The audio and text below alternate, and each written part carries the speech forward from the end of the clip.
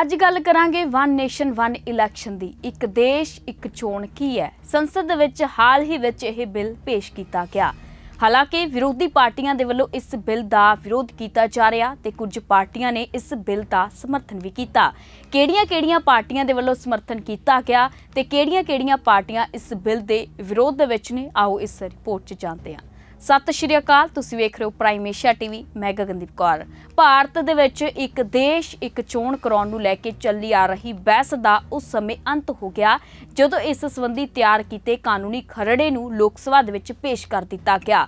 ਭਾਰਤ ਦੇ ਇਤਿਹਾਸ ਦੇ ਵਿੱਚ ਇਹ ਬਹੁਤ ਵੱਡੀ ਇੱਕ ਅਜਿਹੀ ਘਟਨਾ ਹੈ ਜਿਸ ਤੋਂ ਬਾਅਦ ਦੇਸ਼ ਦੀ ਰਾਜਨੀਤੀ ਅੰਦਰ ਇੱਕ ਨਵੇਂ ਰਾਜਨੀਤਿਕ ਚੈਪਟਰ ਦਾ ਆਰੰਭ ਹੋਵੇਗਾ। ਇੱਕ ਰਾਸ਼ਟਰ ਇੱਕ ਚੋਣ ਬਿੱਲ ਲਈ 129ਵਾਂ ਸੰਵਿਧਾਨਿਕ ਬਿੱਲ ਤਾਰੀਖ 17 ਦਸੰਬਰ 2024 ਦਿਨ ਮੰਗਲਵਾਰ ਨੂੰ ਲੋਕ ਸਭਾ ਦੇ ਵਿੱਚ ਕੇਂਦਰੀ ਮੰਤਰੀ ਅਰਜੁਨ ਰਾਮ ਮੇਘਵਾਲ ਨੇ ਇਸ ਨੂੰ ਲੋਕ ਸਭਾ ਦੇ ਸਦਨ ਦੇ ਵਿੱਚ ਰੱਖਿਆ।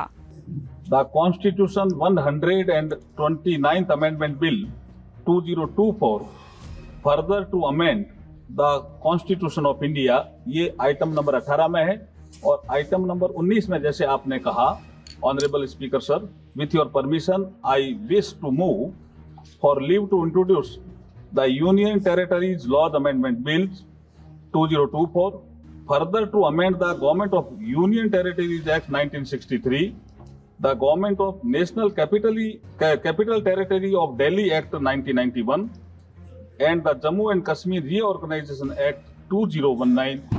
ये मैं आपकी अनुमति से आपसे लीव मांग रहा हूँ। Thank you sir. ਲੋਕ ਸਭਾ ਅਤੇ ਵਿਧਾਨ ਸਭਾ ਚੋਣਾਂ ਇੱਕੋ ਸਮੇਂ ਕਰਵਾਉਣ ਦੇ ਵਿਚਾਰ ਨੂੰ ਅੱਗੇ ਵਧਾਉਣ ਲਈ ਇਹ ਕਦਮ ਚੁੱਕਿਆ ਗਿਆ। ਵਿਰੋਧੀ ਧਿਰ ਦੇ ਸੰਸਦ ਮੈਂਬਰਾਂ ਨੇ ਇਸ ਨਵੇਂ ਬਿੱਲ ਦਾ ਵਿਰੋਧ ਕਰਨਾ ਆਰੰਭ ਕੀਤਾ ਤਾਂ ਉਸ ਤੋਂ ਬਾਅਦ ਲੋਕ ਸਭਾ ਦੇ ਸਪੀਕਰ ਓਮ ਬਿਰਲਾ ਵੱਲੋਂ ਬਿੱਲ ਨੂੰ ਪੇਸ਼ ਕਰਨ ਲਈ ਲੋੜੀਂਦੀ ਪ੍ਰਕਿਰਿਆ ਸੰਬੰਧੀ ਇਲੈਕਟ੍ਰੋਨਿਕ ਵੋਟਿੰਗ ਕਰਵਾਈ ਗਈ, ਜਿਸ ਵਿੱਚ 369 ਮੈਂਬਰਾਂ ਨੇ ਆਪਣੀ ਵੋਟ ਪਾਈ।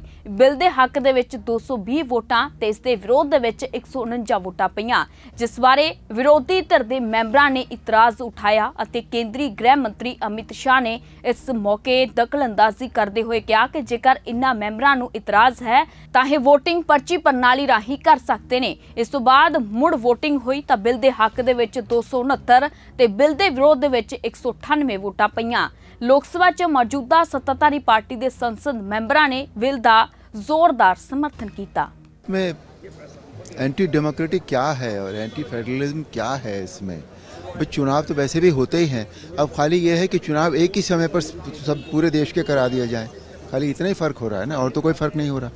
चुनाव तो होता ही है, जो राज्य हैं उनकी जो शक्तियां हैं उनको जो मिली हुई हैं वो वैसी ही रहेंगी, सभी कुछ तो वैसा ही है। तो कल कहा मिनिस्टरों ने कहा है कि इसमें कहीं भी किसी की भी उसमें कोई चेंज तो होने वाला नहीं, खाली ये है कि एक डेट होंगी बस, वो उन पे सब पूरे देश में एक साथ चुनाव हो जाएगा, वह इतना ही है और तो कुछ नहीं है। एंटी डेमोक्रेटिक इसमें कुछ भी नहीं है। ਕਾਂਗਰਸ ਪਾਰਟੀ ਦੇ ਨੇਤਾ ਮਾਨਕਮ ਟੈਗੋਰ ਨੇ ਇਸ ਬਿੱਲ ਸੰਬੰਧੀ ਟਿੱਪਣੀ ਕਰਦੇ ਹੋਏ ਕਿਹਾ ਕਿ ਸਰਕਾਰ ਨੂੰ ਬਿੱਲ ਪੇਸ਼ ਕਰਨ ਲਈ ਲੋੜੀਂਦਾ ਬਹੁਮਤ ਨਹੀਂ ਮਿਲਿਆ, ਕਿਉਂਕਿ ਸੰਸਦ ਦੇ ਵਿੱਚ ਬਿੱਲ ਪੇਸ਼ ਕਰਨ ਲਈ 2/3 ਬਹੁਮਤ ਭਾਵ 307 ਵੋਟਾਂ ਦੀ ਲੋੜ ਸੀ, ਪਰ ਸਰਕਾਰ ਨੂੰ ਕੇਵਲ 263 ਵੋਟਾਂ ਅਤੇ ਇਸ ਦੇ ਵਿਰੁੱਧ 198 ਵੋਟਾਂ ਦਾ ਭੁਗਤਾਨ ਹੋਇਆ, ਜਿਸ ਕਰਕੇ ਇਹ ਬਿੱਲ ਲੋੜੀਂਦਾ ਬਹੁਮਤ ਹਾਸਲ ਨਹੀਂ ਕਰ ਸਕਿਆ। ਭਾਰਤ ਦੀਆਂ 32 ਸਿਆਸੀ ਪਾਰਟੀਆਂ ਨੇ ਇਸ ਬਿੱਲ ਦਾ ਸਮਰਥਨ ਕੀਤਾ, ਜਦੋਂ ਕਿ 15 ਪਾਰਟੀਆਂ ਨੇ ਇਸ ਬਿੱਲ ਦੇ ਵਿਰੋਧ ਦੇ ਵਿੱਚ ਆਪਣੀ ਆਵਾਜ਼ ਬੁਲੰਦ ਕੀਤੀ।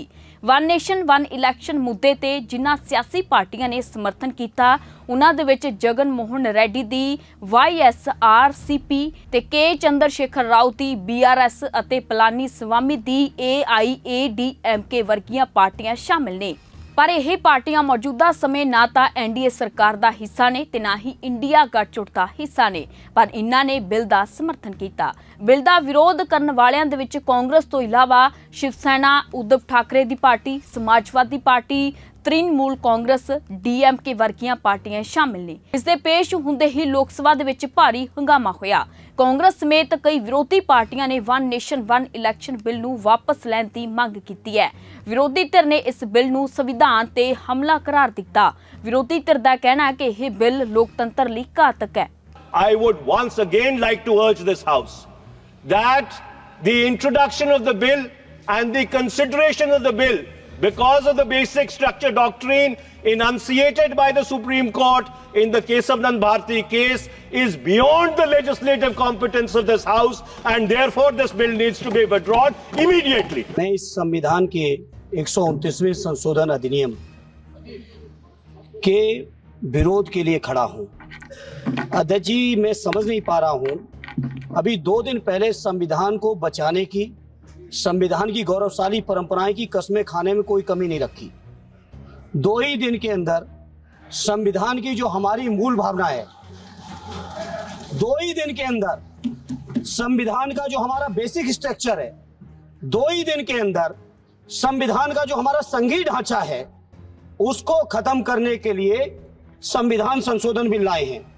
मैं मनीष तिवारी जी से सहमत हूं और अपनी पार्टी और अपने नेता आदरणीय अखिलेश यादव जी की ओर से कहना चाहता हूं, ये बिल पूरे देश के जो अलग अलग भेष, भाषाएं, संस्कृति, क्षेत्र की जो मान्यताएं हैं, जो हमारे संविधान निर्माताओं ने बहुत सोच विचार के, मंथन, अध्ययन करके ये संघीय ढांचा तैयार किया था, राज्यों का गठन भी किया था, संस्कृति के हिसाब से, क्षेत्र के हिसाब से, भाषा के हिसाब से, परिस्थितियों और समय के हिसाब से।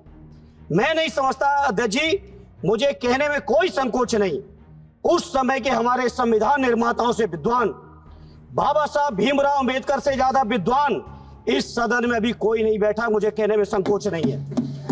और ये संविधान की मूल भावना को खत्म करके कैसे तानाशाही के रास्ते निकाले जाएं, इसके अलावा कोई काम ही नहीं बचा है। आखिर मनीष तिवारी जी ने कहा, कहीं एक विधानसभा के चुनाव अगर कोई अविश्वास आता है, अगर बहुमत नहीं मिलता है, तो क्या पूरे देश का चुनाव कराओगे?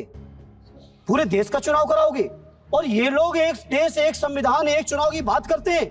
जो लोग 8 विधानसभाएं भी एक साथ नहीं करा पाते हो, मौसम देख के तारीखें बदलते हो, वो लोग बात करते हैं एक देश एक चुनाव की। इसलिए अध्यक्ष जी, मैं अपनी पार्टी की ओर से, अपने नेता आदरणीय अखिलेश यादव जी की ओर से इस बिल का पुरजोर विरोध करता हूं और आपके माध्यम से देश के जनमानस से कहना चाहता हूं, ये भारतीय जनता पार्टी के लोग तानाशाही लाने के नित नए रास्ते लाते हैं। जो 8 विधानसभाओं का चुनाव एक साथ नहीं करा पाए, 4 राज्यों के चुनाव एक साथ नहीं करा पाए, वो पूरे देश की लोकसभा और सारे प्रांतों की विधानसभाएं एक साथ कराने की बात करते हैं। मैं पूछना चाहता हूं सरकार से, अगर एक प्रांत के अंदर सरकार गिरती है तो क्या पूरे देश की लोकसभा के चुनाव कराओगे? क्या अगर लोकसभा के चुनाव के चक्कर में उस प्रांत के लोग क्यों सफर करेंगे? इस पार्लियामेंट में देश के जरूरी लोगों के मुद्दों को डिस्कस करने की जरूरत है।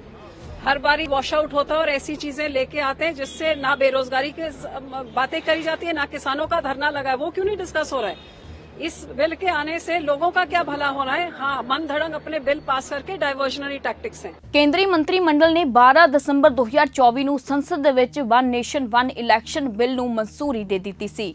ਇਸ ਤੋਂ ਪਹਿਲਾਂ 11 ਦਸੰਬਰ ਨੂੰ ਭਾਰਤ ਦੇ ਸਾਬਕਾ ਰਾਸ਼ਟਰਪਤੀ ਰਾਮਨਾਥ ਕੋਵਿੰਦ ਨੇ ਕਿਹਾ ਸੀ ਕਿ ਕੇਂਦਰ ਸਰਕਾਰ ਨੂੰ ਵਨ ਨੇਸ਼ਨ ਵਨ ਇਲੈਕਸ਼ਨ ਪਹਿਲ ਦੇ ਆਧਾਰ ਤੇ ਸਹਿਮਤੀ ਬਣਾਉਣੀ ਚਾਹੀਦੀ ਹੈ ਤੇ ਇਹ ਮੁੱਦਾ ਸਿਆਸੀ ਹਿੱਤਾਂ ਤੋਂ ਪਰੇ ਹੈ ਅਤੇ ਪੂਰੇ ਦੇਸ਼ ਦੀ ਸੇਵਾ ਕਰਦਾ ਹੈ। ਇਹ ਮੁੱਦਾ ਕਿਸੇ ਪਾਰਟੀ ਦੇ ਹਿੱਤ ਦੇ ਵਿੱਚ ਨਹੀਂ, ਸਗੋਂ ਰਾਸ਼ਟਰ ਦੇ ਹਿੱਤ ਦੇ ਵਿੱਚ ਹੈ। ਭਾਰਤ ਦੇ ਸਾਬਕਾ ਰਾਸ਼ਟਰਪਤੀ ਅਤੇ ਕਮੇਟੀ ਦੇ ਪ੍ਰਧਾਨ ਰਾਮਨਾਥ ਕੋਵਿੰਦ ਨੇ ਇੱਕ ਰਾਸ਼ਟਰ ਇੱਕ ਚੋਣ ਬਾਰੇ ਕਿਹਾ ਕਿ ਭਾਰਤ ਦੇ ਵਿੱਚ 2029 ਜਾਂ 2034 ਦੇ ਵਿੱਚ ਇੱਕੋ ਸਮੇਂ ਚੋਣਾਂ ਹੋ ਸਕਦੀਆਂ ਨੇ। वन नेशन वन इलैक्शन ते हाई लैवल कमेटी बनी सी। साबका राष्ट्रपति रामनाथ कोविंद दी प्रधानगी विच इस कमेटी दा गठन किया गया सी, जिन्हां ने इसे साल मार्च दे विच राष्ट्रपति द्रौपदी मुर्मू नूं अपनी रिपोर्ट सौंपी सी। इस कमेटी विच केंद्रीय मंत्री अमित शाह, कांग्रेस के साबका नेता गुलाम नबी आजाद, 15वें वित्त कमीशन के साबका मुखी NK सिंह, लोकसभा के साबका जनरल सकत्तर डॉक्टर सुभाष कश्यप, सीनियर वकील हरीश साल्वे ਅਤੇ chief vigilance commissioner Sanjay Kothari शामिल सन। इस तो इलावा कानून राज मंत्री अर्जुन राम मेघवाल ਅਤੇ डॉक्टर नितिन चंद्रा विशेष सद्दे पत्र ते शामिल होए सन। केंद्रीय मंत्री अश्विनी ने दस्सिया सी कि समय-समय ते देश विच इक्को समय ते ही चोणां करवाउण ते सुझाव दिते जा रहे ने। इसलिए साबका राष्ट्रपति रामनाथ कोविंद दी प्रधानगी विच उच्च पद्धरी कमेटी गठित की गई सी। इस कमेटी विच सारे ਸਾਰੀਆਂ ਸਿਆਸੀ ਪਾਰਟੀਆਂ, ਜੱਜਾਂ, ਵੱਖ-ਵੱਖ ਖੇਤਰਾਂ ਤੋਂ ਆਉਣ ਵਾਲੇ ਵੱਡੀ ਗਿਣਤੀ ਦੇ ਵਿੱਚ ਵਿਸ਼ਲੇਸ਼ਕਾਂ ਨਾਲ ਵਿਚਾਰ ਵਟਾਂਦਰਾ ਕਰਕੇ ਇਹ ਰਿਪੋर्ट तैयार की गई है। यूनियन कैबिनेट में माननीय प्रधानमंत्री श्री नरेंद्र मोदी जी ने एनडीए की सरकार ने वन नेशन वन इलेक्शन में जो हाई लेवल कमेटी की रिकमेंडेशंस थी उसको एक्सेप्ट किया है। High level committee recommendations on one nation one election, on simultaneous elections, that those recommendations have been accepted today by the। देखिए, बहुत जल्दी विपक्ष में भी उनके अंदर से आंतरिक दबाव बनने न लग जाए कहीं, क्योंकि देश में करीब 80% of the respondents who responded during the consultation process, 80% से ज़्यादा लोगों ने इसको बहुत पॉजिटिव सपोर्ट दिया है, खासकर यूथ ने। Youth is very much in favour of. उम्मीद करते हैं ਤੁਹਾਨੂੰ ਇਹ ਜਾਣਕਾਰੀ ਚੰਗੀ ਲੱਗੀ ਹੋਵੇਗੀ। ਹੁਣ ਮੈਨੂੰ ਗਗਨਦੀਪ ਕੌਰ ਨੂੰ ਦੇ ਇਜਾਜ਼ਤ। ਦੇਖਦੇ ਰਹੋ ਪ੍ਰਾਈਮ ਏਸ਼ੀਆ ਟੀਵੀ, ਤੁਹਾਡਾ ਆਪਣਾ ਤੁਹਾਡੇ ਲਈ।